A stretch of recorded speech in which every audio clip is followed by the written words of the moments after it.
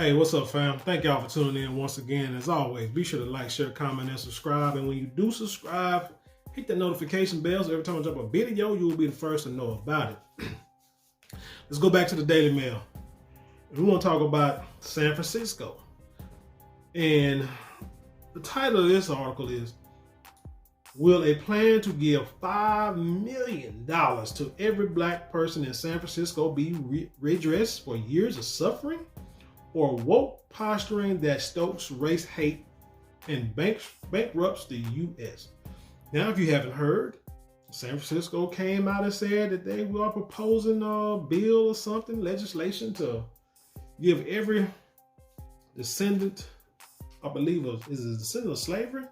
No, it's not a descendant of slavery, it's something else. And I will get into it here in a second.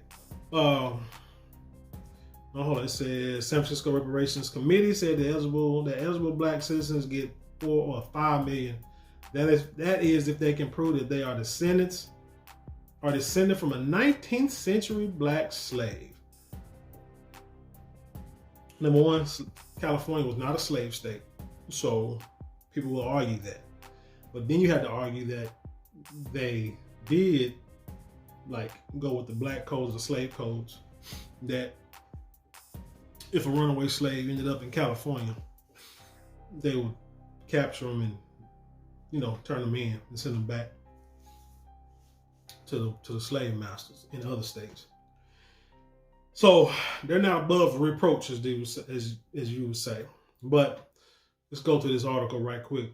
It said men and women queued outside a municipal office in order to have their racial origins examined, as well as personal documents that clutch the results of DNA tests and fading family photographs. If they can prove to the authorities that they are descendants from a 19th century black slave, they will be eligible for millions of dollars of official compensation. Shout out to Atlanta. I'm talking about the show. You remember the episode? Rest in peace, Kevin Samuels was in, and he was giving student scholarships that if they were proven they were black, like a form of reparations. And that was, and with the little boy, little half white boy who never would claim his black side of the family, all of a sudden didn't have no money to go to college. So now he wanted to act like he was one of us. Go back and watch it. Very powerful, great episode. But that being said, it's kind of like what this is talking about, right? While this may sound like something from a Black Lives Matter, I say that mess no more, campaign wish list video, such a scene could become a reality in California and other American states. For one of the most controversial political initiatives of recent times, the first multi-million-dollar payment could, in the coming months, be distributed as part of a scheme which, in the words of one left-leaning California legislator, would be compensation for decades of socioeconomic disparity, going all the way back to the days of slavery. It says last Monday, U.S. national holiday to celebrate civil rights hero Martin Luther King. San Francisco's Reparations Committee proposed that every eligible black citizen in the city should receive a $5 million payout. They talking about a lump sum, a total bill of at least $50 billion for the city alone. It said the proposal goes before the city council in June and is expected to pass. Of course, millions of enslaved blacks suffered incalculable, say it right the first time, hurt. But the issue of reparations for the 21st century descendants has triggered a huge moral debate. Here's the issue, so we ain't really got to do too much deep diving into this. When are we going to stop running after the dangling carrot? If you don't know what that is, it's an old term used back in the day where a person would, like a farmer would be sitting on the back of a mule or sitting behind a mule, got this long pole with a carrot, and he puts it out in front of the mule's face. And the mule look up and would run toward it, but would never get it. Make it to where he can mule to plow that land. He keep going and just keep going. That's what it seems like we fall victim to all the time. Remember, long time ago, when President Joe Biden said he was going to make it to where he was going to like cancel some of this student debt money. Remember that? And I believe I put out a video saying that it's not going to happen. I mean, people in Congress, legislators, lawyers said it was not going to happen. They say it's impossible, unconstitutional. He did not have the power to do that himself. But everybody was still going for it. Everybody was still applying for it. Everybody like, oh man, he's gonna cancel our student loan debts. This is gonna be great. And I, along with a lot of other people, said this is just parity for election. Got y'all believing. What's gonna happen is it's gonna put it out there. We're gonna go through the motion, and then at the last second, the courts are going to say they can't do it. And the only thing the president gonna say, well, we tried, but the Republicans wouldn't let us, you know what I'm saying, wouldn't let us do it. So we'll try again. We'll figure out another way to do it. This mess here is the same thing. Now, I don't know nothing about San Francisco and their politics. I don't know, maybe it's just the first city to try to do this to see if it worked. See if they can see how many people they can fool. Could be a plot, a ploy just to get your DNA. Just to get everybody's DNA in the city. For whatever reason. But whatever the reason is, yeah, can't take this seriously. $50 billion, man. There's no way in the world any city got $50 billion. Now they said taxes are gonna have to go up. But $50 billion in one, man, you got to be. Because you know nothing about the government. They ain't gonna give you nothing for free. And trust me, they're gonna get their money back one way or another. But even if it goes to the city council and passes, now it's gonna have to pass through the people. Through the courts or through the people. If it's going through the courts, it definitely ain't gonna pass because it's gonna get shut up all the way to the Supreme Court. The Supreme Court definitely ain't gonna let it happen. If it goes to the people are not gonna vote for it because over 50% of their population is Hispanic.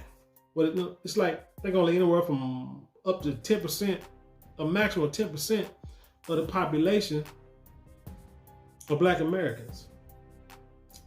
And you can't get every Black American to vote for anything. And if they do, that means every other ethnicity is gonna vote in that same election.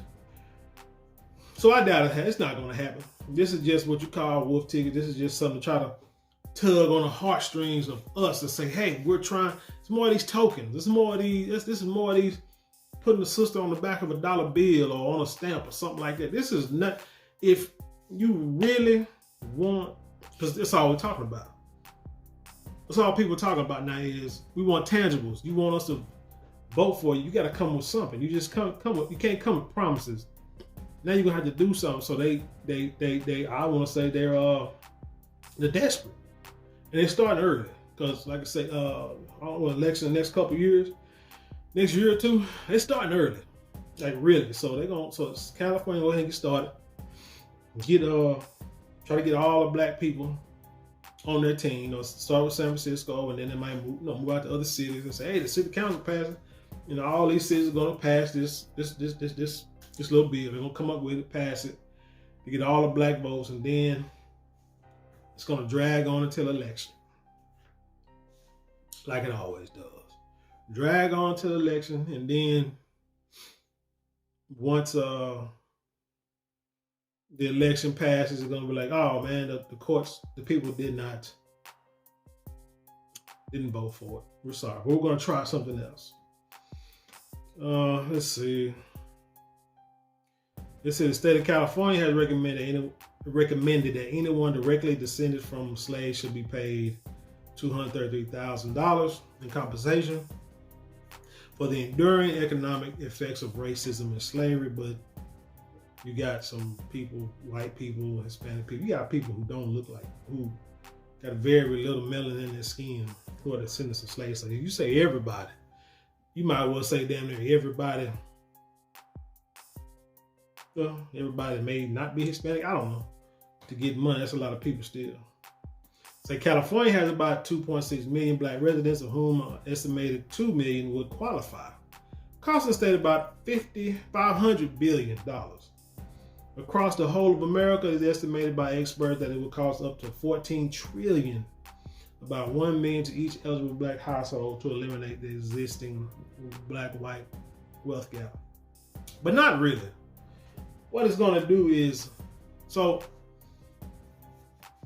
here's another thing. All it's going to do is more quickly diminish the value of the dollar. Now, these people with wealth, you know, let's say like the white people with wealth, ask them how much cash they got. Look at their bank accounts and see how much cash do they have. Most of the wealthy people don't have a lot of cash. They have investments. They have companies. They have properties. They have stocks in companies.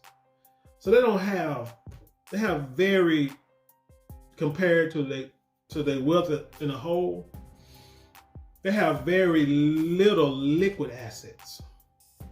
So most of the stuff is not it's stuff that they can sell off to create cash. But they don't just have cash in the bank, because when you put cash in the bank, you don't make money. I mean, banks give you what? Not even 1% interest every year, right? Used to be able you can live off the interest back, years ago, because you can get 3, 4, or you put it like in a CD. Let's say you had like $1 million, or you put $1 million in the CD and you live off like the interest of 7%. Was like 10%, I believe. They say you could be able to live off the interest. Was it $100,000 a year? You can, and if you just leave that $1 million and don't touch it, you get $100,000 like every year. That's back when you made 10%, but now you got to put it in investment stock and investments, and your investment can be worth a certain amount of money, but you don't have cash. They have to sell it. So understand that. Research that, study that a little more. So if they can give, they give black folks cash. They make money. Hell, they give Ukraine billions of dollars. In other countries, billions of dollars to help fight wars. But you got all these people over here who are homeless and living below the poverty line. And you can't, think about it. They don't give the money to the people here. There's a reason for it. And I'm going to say it doesn't necessarily have to be due to racism. The hatred of black people or whatever. There's a reason behind why they just can't give Americans that kind of money. Because I feel like if you just give Americans that kind of money, then your dollar would really be not worth anything. And that would dramatically hurt the economy so much that, like the title of this article say, it would bankrupt the country. the country. But stuff like this, this is why we need to put our children into things like, teach them like finances, teach them about credit. Matter of fact, I was going to do, just this quick, I was going to do make a different video, but I'm going to go ahead and tie it onto this. So, we have to teach our children about credit, finances, savings, investing at an early age. When I say early, I mean the moment that they can read, write, and watch TV. We got to put it out there.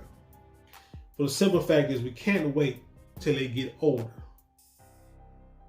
and think, hey, I'm going to teach you about money at the age of 16 or at 13.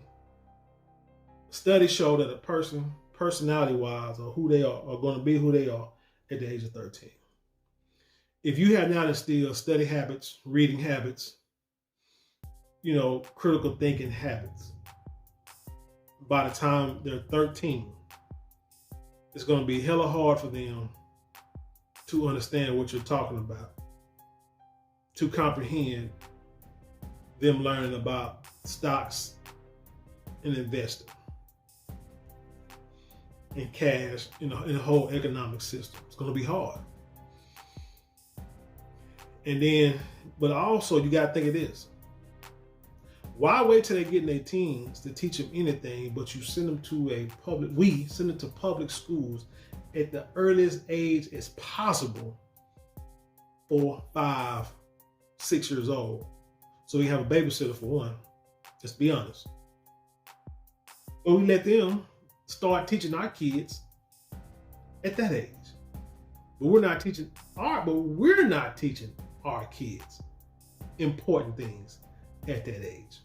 They teach them the latest rap song, the latest dance, the latest hairstyles, teach them about the latest pair of popular shoes, Jordan, Kobe's, Kyrie's, whatever.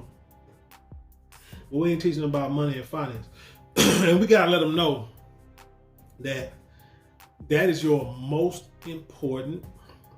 Those are probably one of the most important decisions you're gonna make are gonna be behind money. One of my daughters said that she wanted to change a major in school, saying she wanted to get into like finance, something to do with finance. And I was like, that's a good idea, because you know why?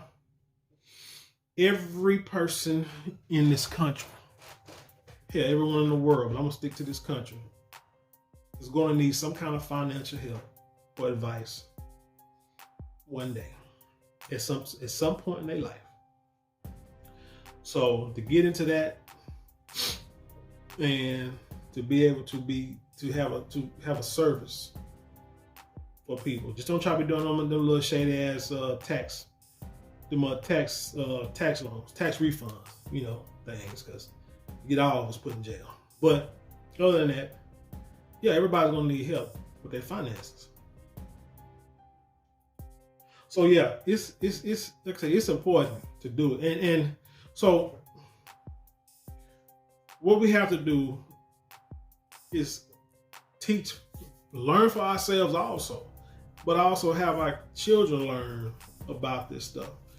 Everybody got cell phones. Everybody got access to the internet. Hell, there's a library somewhere on the bus route somewhere. If you need some internet, if you need to get on internet connection, or Starbucks or somewhere, somebody got McDonald's, somebody got free Wi-Fi somewhere. You can get somewhere and study and learn with the, they got these online, what is it, Coursera or Concerta or whatever it is, the online college. I can't think of what it is. I'm sorry. But you go online to these colleges, free. They give you like free classes. You can go on there and learn. Even some libraries that have like summer programs, they teach you this stuff. But you have to do it, because the choices you make early with money will affect you later in life. And while you're learning, you got to give your kids real life scenarios. As in, like, let them know that, hey, I put your name in, on light bill and electric bill on like 4 or 5 different companies since you was born. So when you turn 18, it's probably going to be hard for you to, to get a light bill in your name. You probably need like a deposit. But right now we're gonna try to help. We're gonna try to help fix that. We're gonna try to fix that. I'm gonna learn some of this economics. I'm gonna teach you this stuff, so that way by the time you get 18, we can dig you out this hole,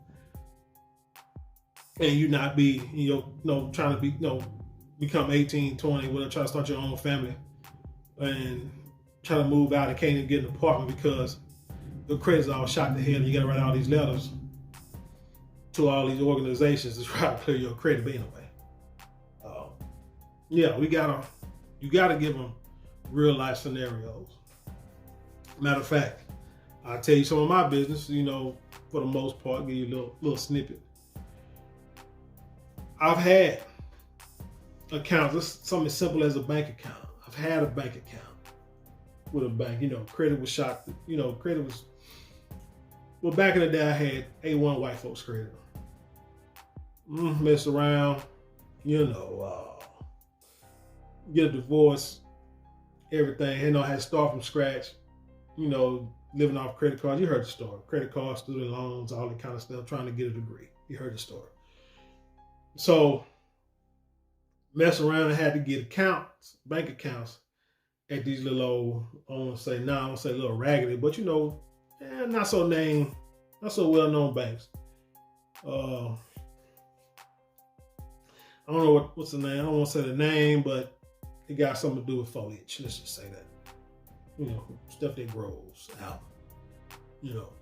Parks and rangers and things. But anyway, now, so you're dealing with, so I had this bank account there, but I also had a bank account with a reputable bank that I always had, never closed. So that kind of helped me, but couldn't really do much with that one. Again, credit, the money you're making, trying to make it, struggling, trying to come up though, not staying where I'm at, trying to make something of myself. So, but still couldn't use that much, but this one here could use it, didn't cost as much up front, but overdraft fees and take them, since there ain't a whole lot of them, ATM fees, stuff like that eat you up. So, with that being said, you're dealing with a bank to where, like I said, you can go online, but it's not as streamlined as, say, a Chase or a Bank of America or what have you. And even a Fidelity. Had a Fidelity account due to an earlier job I had, to where I had a retirement account in, which allowed me to get an account with Fidelity, where at any other means, if I was just trying to come off the street and say, hey, I want to open up a Fidelity account, let me see your check, and like $150, they'd be like, so you got to have such amount of money to open up an account. But if you get a job, tell your kids you need to get, a 401k retirement account through your job, so that way you can get into investment banking, banks like Fidelity. That's just a tidbit of information there. But anyway, dealing with this bank to where you got to have direct deposit or they'll charge. You can't, if you have, let's say you get a check of money, you can't, like I said, not a lot of ATMs, so you have to go to a branch. A branch could be freaking 20 miles from you. Let's say you get a paper check from a job, you can't take a picture on your phone and upload it. You have to take it to that branch. And then it could take 2 or 3 days for it to be available. Now you might say, well, hey, Chase says the same thing. Yeah, but they don't. You can snap that check in the bank, and that son gun is pretty much ready for you to use right then and there. There's no way. But then, you fast forward and now try to get a home, and you try to get a home, like I said, you trying to come up, hadn't yet got my degree, or hadn't yet got my license yet, still got to take my test, but want to get a house. And they said, we got all these programs to help you get this home for, people with your kind of credit, this and the third. And since we know what your potential of what you can make, we got a program to deal with that too. And then I did a video about, I think one of my first videos I did was about getting a house and stuff like that. Go way back and look at that. But you got to deal with these, I won't say not reputable, but loan companies that are not on par with the big home loan companies, like a Chase or Wells Fargo or stuff like, or banks like that. So you can mess around, and so you put a janky loan company with a janky bank, and you put them two things together, and it's a recipe for disaster if you don't stay on top of everything 24/7. Then you mess up, so then you can send the payment in. Don't be late on the payment. You be late on one house payment by, let's say, like a few days. Say the payment due on Wednesday, and you get paid Friday. And this loan company is like a note lock. Damn near the way they act. If you are, you be late on the payment, you can't send that payment in. You can't. Then you can't like pay. It's like you can't pay it. You can't call this number. You got to call another number. And then it's like you can't send it in. They can't draft it. You got to like send it in. But then the thing about it, they're gonna still draft the next payment. You send this, and then the one you sent in may not post for another 2 weeks. And then they get ready to draft this payment. But it's like, because you're late on this one, they're not gonna draft this until this one come in. So then you mess around and now you 2 payments behind somehow. It's some janky stuff. But so then you gotta call and keep calling, try to straighten it out. And they call you from some anonymous number you ain't never heard of, leave a message, you try to call them back, can't get a hold of them. And then you talk to somebody, say, well, I made this payment. They say, well, we didn't receive it. Well, you like, well, it came out of my bank account. And then you're like, we don't see it. Well, I'm looking at my bank account and it came out. I talked to the bank. They got the tracking number and all that kind of stuff. You don't see it. We see it. But then somebody said they do see it. But then they said, the next person said they don't see it. So now it's another investigation. 2 more weeks pass. All while this is happening, it looks like you're late on the payment. But your payment is there. The money is there. Somehow they lost your payment. So now it has to be, so finally after months, now you have to, it gets escalated. But again, you're looking, I don't have the money, it's there.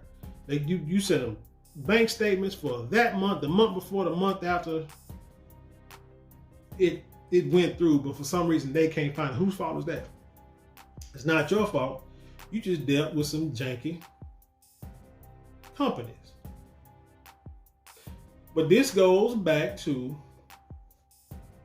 decisions that were made in your 20s. When your teens and in your 20s, when you should have known, or should have been educated on financing. But you weren't, because you can't fault the parents. I mean, can't really fault your parents, because they can only teach you what they know. And a lot of people don't know a whole lot about finance like that. But the mother folk, they teach their kids about financing at an early age. But that's why, like, the older I got, I brought it to my kids at early ages, to where they actually use the stuff that I taught them, and the websites and the instructors and the stuff that I showed them, had them look at, study and to follow. They're actually using those tips to make better financial decisions in their teens and 20s than I did back in that age. I'm barely getting in my late 30s and 40s. You see what I'm saying? So that way, when they get ready to get their house, they can go through, a reputable bank. Well, it's kind of hard to say that now, because shoot, was that Wells Fargo and Bank of America? Man, they're going through some things right now. I don't know. Like I said, you might want to just go ahead and get in that fidelity. But yeah, I tell them, hey, put your money in credit union, put your money in an investment account, investment bank, and call it a day. Ain't a whole lot of credit unions out there, I know. Ain't a whole lot of Fidelity or whoever, Charles Schwab or whatever. Ain't a whole lot of them branches either. But if you want your money, you need to do, when you're dealing with big transactions, you don't want to deal with no bank that got a whole bunch of branches. You want to go somewhere where it's only going to be a few people there, and you know it. And these people, and this is in investing, is what they specialize in, especially with your money. But again, so like I say, back to the whole, the home issue. I mean, the whole issue, got resolved and everything. But the problem is, you're going through all these, you're going through all these hoops and stuff. And like I said, because of what was done before I got into my profession. And I had to use certain programs, because I had nothing. Started out with nothing. We had nothing. Started out with nothing and trying to build. So now that we're in a position to where we can, pretty much control our own destiny, it still was kind of like hindering us because you're at the mercy of these people until you can actually say, okay, now we want to cut ties with y'all. Now credit's good enough. We're going to refinance with another company. Sorry, but we're going to close this account. We're only going to go through these banks here. We're not dealing with this because when I got a problem, I need it to be handled right then and now. I need people to don't treat me like you thought I was. Like a lot of these folks who get these homes with no money down, no credit checks, and they don't have financial literacy. They don't have don't use financial responsibility and still make bad decisions. But you give them a house, but you give them a car, but you give them a payday loan. But then when they come late, the money's due on Thursday, they get paid Friday. If they don't have it by midnight, 11:59 on Thursday night, at 12:01, you outside their apartments taking their car, knowing damn well they get paid. You wait 4 more hours, they'll get a paycheck. And they can give you the money when they get off work or at lunchtime, but you don't want to do that. You know what I'm saying? These companies know what they're doing. They know what they're dealing with. They don't want you to do better. But we make these decisions because we don't know better. It doesn't matter if you have money or don't have money. If you understand how money works and how to use even the smallest amount to your benefit, it will alleviate a lot of stress in your life. Period. If you don't learn about money, it will cause problems that, again, you got to make choices. But again, my choices I had to make because of a divorce and trying to do what I felt I had to do in order to become who I am now professionally. The easiest thing I could have done was just move back home with my parents, saved money, went to school, got my degree, and then once I graduated, then eventually, moved out. But nah, as a man, it just didn't feel right to do that. And I had 2 kids that were living way on the other side of town. And I also wanted to date. And you can't really date living in your mama's house. You can't just bring no random women into your house, mama's house, stuff like that. So anyway, you know what I'm talking about. But anyway, that's all I got for this story. Hey, bottom line, teach kids about money and finances and stocks and investing. You got to at an early age. I'm talking like say 5, 6 years old. Start there. I mean, they got programs out there. I don't know. I know Dr. Boyce Watkins got one. I think I had bought one and had my, had my youngest watch that one. A lot of people talk about Boyce. Yeah, I know what they mean, but sometimes, knowledge is knowledge. You feel me? There are some other ones. There are some guys that's on Instagram that I follow that talk about investing and how to invest and what to invest in, especially like long-term investing. Just show you that, hey, you start investing in your teens, like early 20s, into certain accounts like IRAs, investment accounts, stuff like that. And you just keep putting the same amount of money in for, let's say, like 20 years, and then you don't put another dime in, or you put so much money in for like 10 years. I forgot how much. And you just don't put another dime in, and by the time you like 65, you got like $3 million in the bank. No matter how the stock market do, because it's going to go up. It's going to go down, going to go up, go down. It's going to fluctuate. But in 30 years, 20 something years, you'll be a millionaire. If you put like 10,000, 20,000 in. So just imagine if you put 500 in a month for like 10 years and then don't touch it, or 500 in a month for 20 years and then don't touch it. By the time you're in your 60s, like I said, you got a few million in the bank. And then you can, if you're living frugal and below your means, as you should, you can live off that money for the rest of your life. or you put in the trust, putting your kids to, get a trust, put in the trust for your kids and your grandkids, and then you can go on and get, live with your kids and get all the assistance you need for medical expenses through the government. Anyway, that's all I have to say about this. Tell me what you think. Leave your thoughts and comments below, and then share it with the world. With that being said, I'll leave you in peace, and I'll see you on the other side.